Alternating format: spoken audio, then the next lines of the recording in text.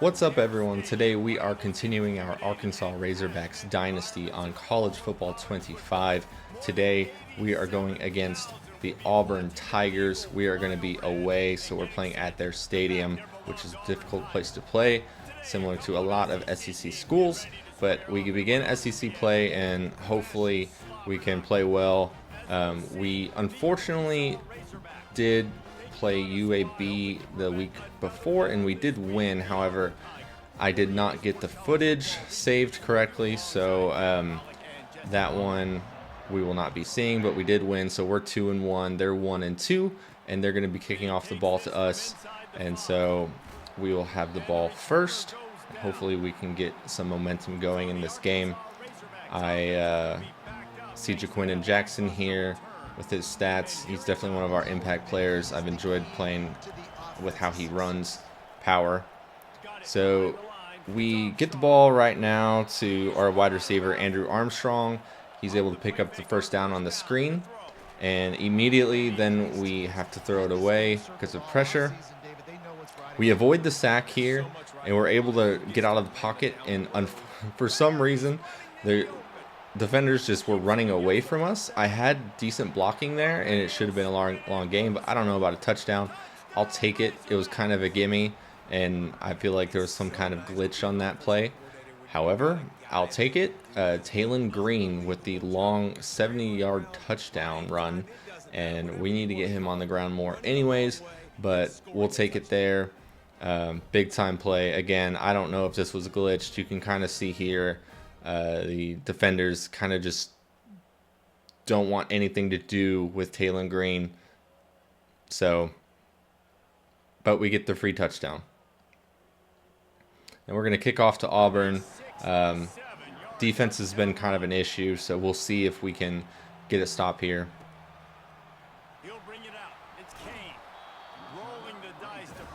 Good tackle within the 20. You see Jalen Braxton, our best cornerback. He's a sophomore.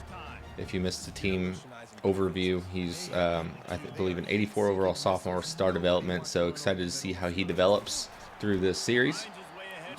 And they run and play on their first possession and only get 3 yards. Here they're on 2nd and 7, and their running back falls forward to make it 3rd and 1. And here on 3rd down, they are going to run the ball again, and thankfully we're able to break that up, although Eric Gregory does pay the price and he gets injured on the play. But luckily we were able to make the stop and get the ball back, which is huge for momentum. We have the ball back on a 3-and-out after scoring, so that's big for us. Isaiah Sategna will get the ball back, but unfortunately he goes nowhere.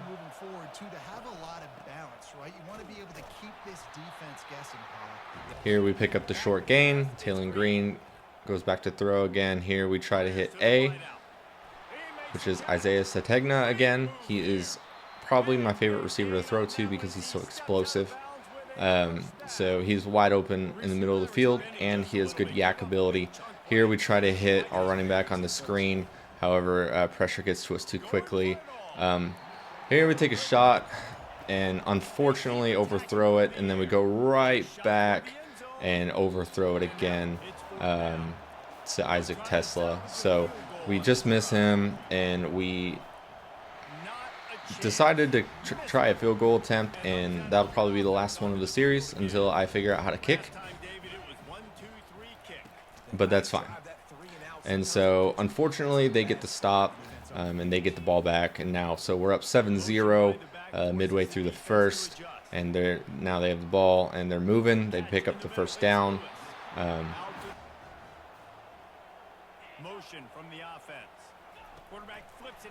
And here on the wraparound, you could see I wanted the big hit there, and I just hit nothing but air. It was kind of cool to see him juke back like that to avoid the hit.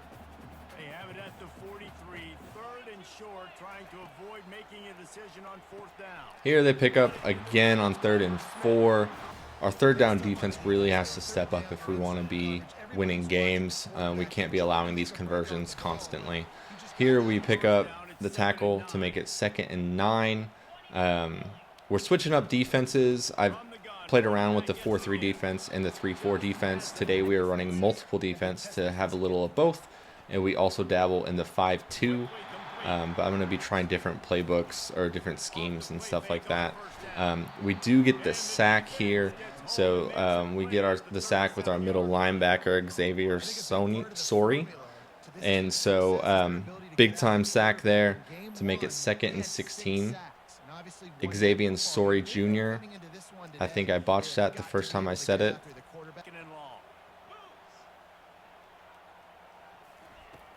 And here Auburn continues to run the ball. It's now 3rd and 11. Hopefully we can get the stop here. And so here we hold him to the field goal attempt. I was hoping that was going to be a pick 6, but the corner didn't get there fast enough. But he's able to at least get the tackle. And here we get an unfortunate penalty, and it just hurts. I mean, we had him on a field goal attempt. It would have been 7-3. But now they're going to pick up the first down. Selman Bridges sold so hard there. But it is what it is. They're able to throw the ball away here. 2nd and 10. Still hoping we can get a stop. They run the ball on this play. They pick up about 5 yards. Now it's 3rd and 5. So now we have the challenge of stopping them on 3rd down, which we have not had a lot of success in doing. And here they do get the score. So unfortunately, we gave up the touchdown due to the penalty, but it is what it is. We got to move on. That was a momentum killer, but now we got to at least try to score again on offense. We hit Andrew Armstrong across the middle. Here we give it to our backup running back, who picks up a nice 9-yard gain. That is Rashad DeBinion. He is a solid player.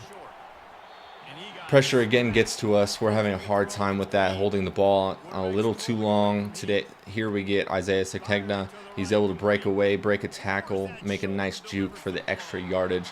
That is why I like to get the ball in his hands. He is a big play waiting to happen. Here we give Jaquindon Jackson a handoff. He picks up a couple yards, and that brings us to the end of the first quarter. So it's tied 7-7. We played well. We are beating them in every category so far, except for conversions on 3rd down. And so I'm excited heading into the second quarter. But unfortunately, we start off bad, and we immediately get sacked, making it 3rd and 15. So we have a long way to go to pick up the first down. However, we do some hot routes, Taylon Green, and we're going to go ahead and hit Andrew Armstrong again on the curl route, and he is able to pick up the first down. So we get another shot to score here, so it's 1st and 10. We see the opening there, we fling it in, and we're able to get the score. So again, with Andrew Armstrong, he's a frequent targeted player on this offense. He's a senior wide receiver leader, and he's able to get the score here and put us up 14-7. Nice little catch there, way to stay in bounds. And now we got to give the ball back to Auburn, and hopefully this time around we can make a stop, because that momentum just died out on defense when we got that penalty. He wastes no time and comes out throwing. We make the big hit, causing the dislodge of the ball, so the receiver was not able to come down with it.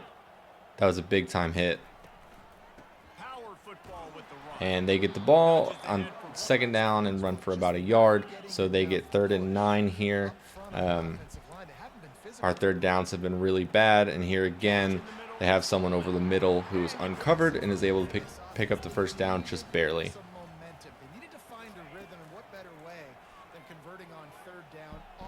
And here we let up the big time throw.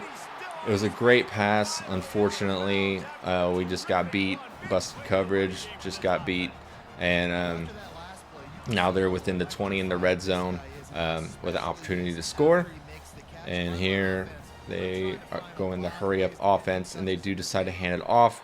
We're able to make the stop. Now it's going to be 2nd and 8.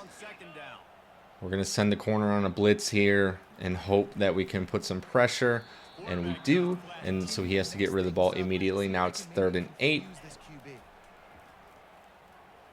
And here he throws a dot, and they are able to get another touchdown and unfortunately tie up the game. And here we go, getting the ball back, tied 14-14. Isaiah Sategna is going to take the ball out, but unfortunately we go nowhere with it. Taylon Green lines up again, see if we can get this offense rolling. We're going to try the speed option here to Jaquindon Jackson. It was a nice pitch by Taylon Green at the right time to draw in that defender to give Jaquindon Jackson some space. And here we're going to go right back to him. He's able to break a tackle and pick up a nice 5-yard gain. He's consistently falling forward, which I do like, but unfortunately Taylon Green falls victim to pressure here, and back-to-back bad plays. Here he tries to run out of the pocket and gets sacked, so we have to punt the ball back. And here they get solid blocking. I thought they were going to take this to the house. However, our kicker is able to get in the way just enough to slow him down, and now they get the ball tied 14-14 in the red zone and have a chance to go up. We get Eric Gregory again injured, so he's had the injury bug this game, but we'll see if we can get a stop here. And they do score here, but there was a flag this time in our favor, so big time for us. And so we're gonna accept that, make sure they don't get that touchdown, and now they are at 2nd and 13. However, they make the big gain. Now 3rd and 7, it's manageable.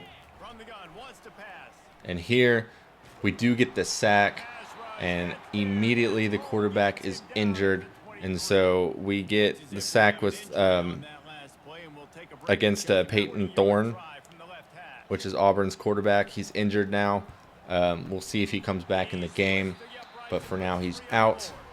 And they do get the field goal this time around. We didn't get any stupid penalties, so they go up 17-14. And we get the ball back here. Nice little spin move, but we're not able to break away. Shaheem Singletary also went down at some point. I guess I missed that one, but he was our player of the game last week. And now we immediately throw an interception with Taylon Green. It was just a bad read, trying to force the ball to our star tight end, Luke Haas, who hasn't really been involved, so I really wanted to get him the ball. But unfortunately, now Auburn's backup quarterback gets the ball in the red zone, and he is able to pick up the first. He's able to run well. We found out quickly. Look at this little run outside of the pocket. He avoids the sack and gets the score. It was just a heck of a run by him. We didn't expect it. He plays a little different than their starter. He's able to roll out and just barely get out of reach for our defensive lineman, so we couldn't bring him down. And Walker White, the freshman, so we'll probably be seeing more of him, but it was just a nice play by him. Shake off that tackle and just bring it in for the score. And now Auburn's up 24-14 on just that horrible interception. And now we get the ball back. Hopefully we can get some momentum going. Under 2 minutes left before the half. So Taylon Green goes back to snap and pressure again. We misfire. Again, trying to force the ball when we shouldn't. He's in the pocket again to Luke Haas. Gets intercepted. Just a terrible, terrible turn of events. We're spiraling quickly, and bad thing after bad thing is happening.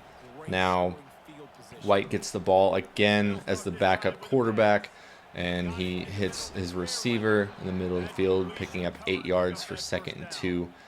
They're within another 12 yards of scoring another touchdown here. They get within the 2-yard line. Not looking good for us. They go Wildcat here with the handoff. We're able to sniff that one out. He breaks a couple tackles, however, we're able to bring him down. Auburn calls a timeout. And now it's 2nd and goal. White is back in the game and hits his receiver at the back of the end zone for the touchdown. Just an unfortunate series of events for us, quickly going down 31-14. because of 2 horrible interceptions.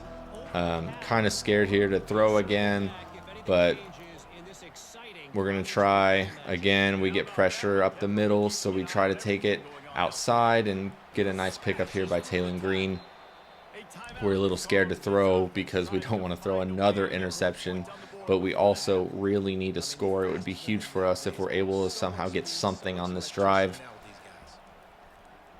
And here we try to get the ball to Isaiah Segtegna again, but in the flat, but he's hit hard and is not able to complete the catch. So now we throw it deep, but again, we're off.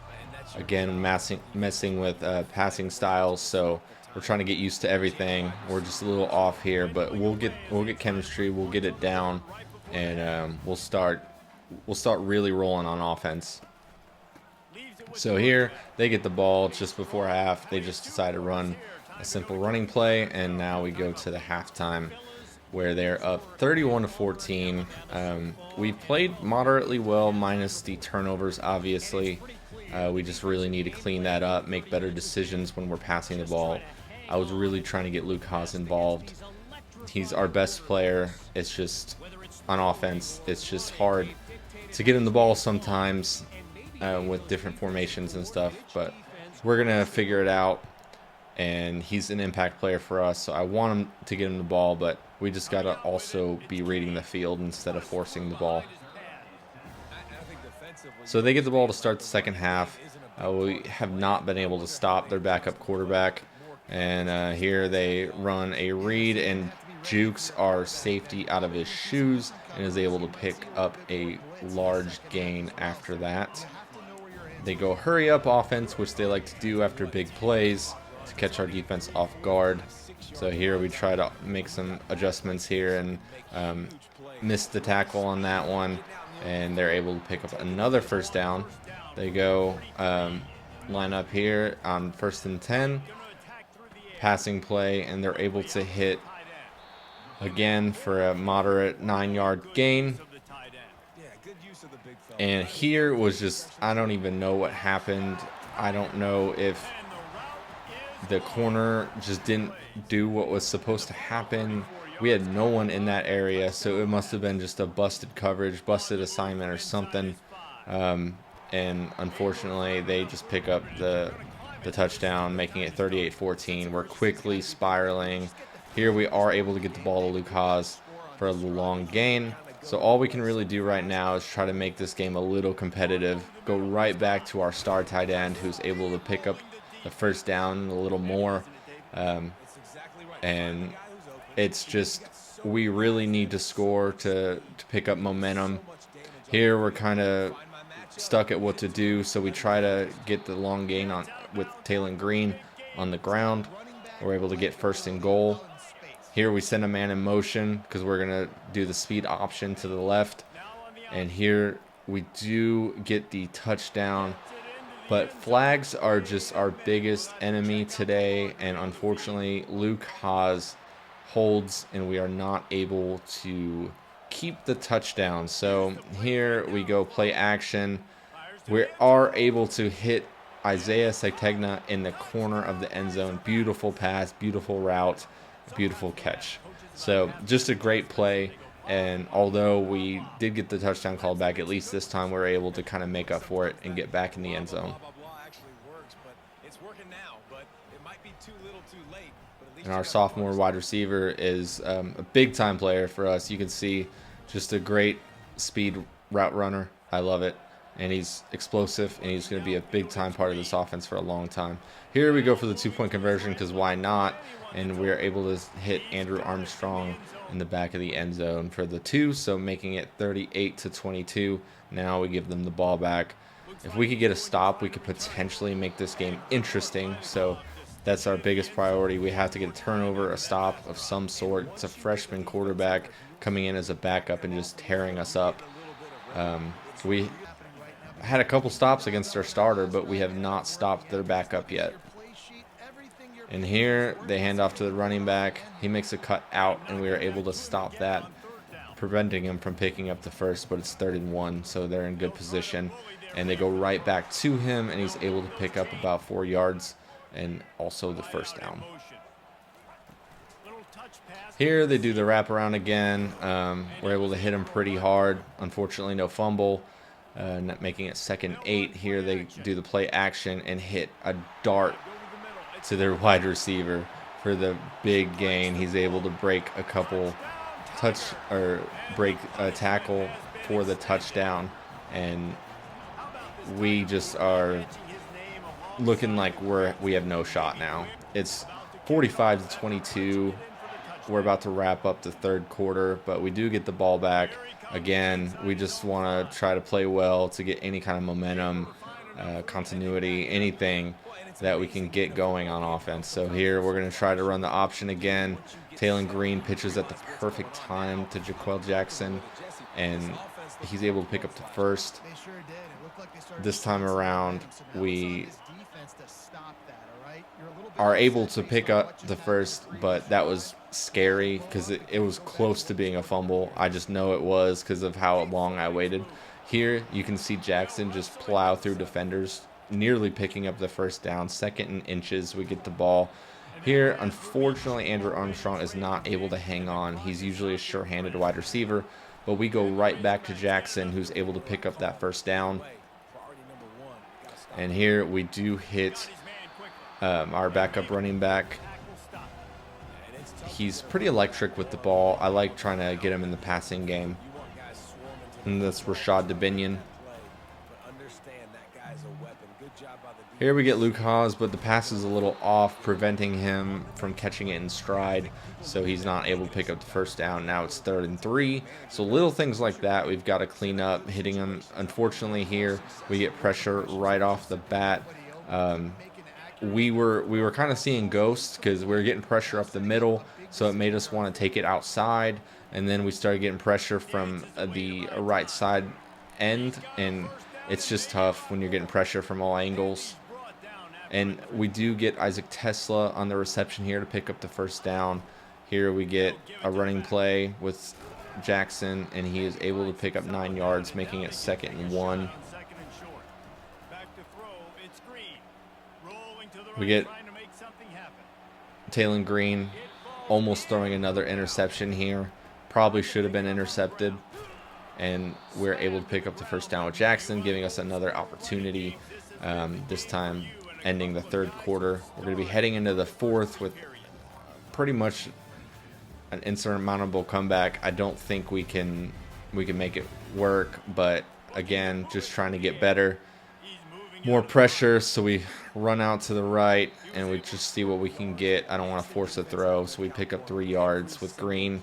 And then here we throw another interception. I just talked about forcing throws, and what do? I go and force another throw, and we're just turning it over left and right.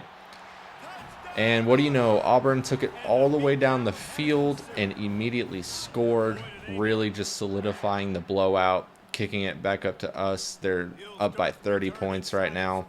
Tegna is able to juke that guy out of his shoes, so at least we had that highlight.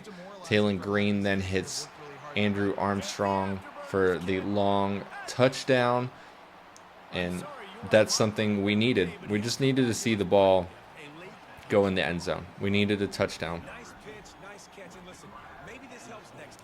And if you're sticking around for this beatdown, I really appreciate it. And if everyone could please leave a like, sub, it definitely helps. They're punting to us. We finally made a stop. So, like for our first stop in ages. And then we get the ball, just trying to see what happens. We get sacked. It's 4th and 17, so we just let the clock run out. So that does it. We lose 52-29. We've got a lot to figure out on defense, but we also need to figure out our offense.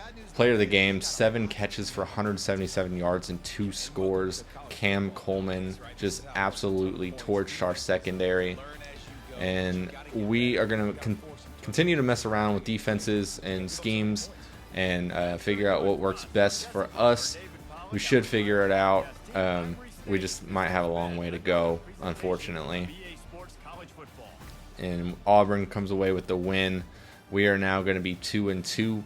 And you can see here again, our offense played moderately well minus the turnovers. We've just really got to clean up our decision making, and we should be okay. It was just a bad game that got away from us quickly, and momentum was lost, and we just spiraled. But you can see we had a couple and the only 2 penalties we had, one of them was so costly, allowing Auburn to score. We had a decent first quarter and then just unraveled in the second quarter with Auburn scoring 24 points. Walker White was huge for them, had a quarterback rating of over 400. It's just brutal.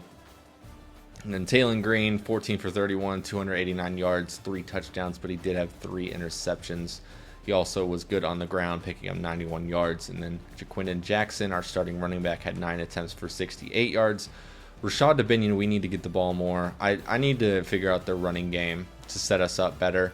Andrew Armstrong, 5 for 143 and 2 scores.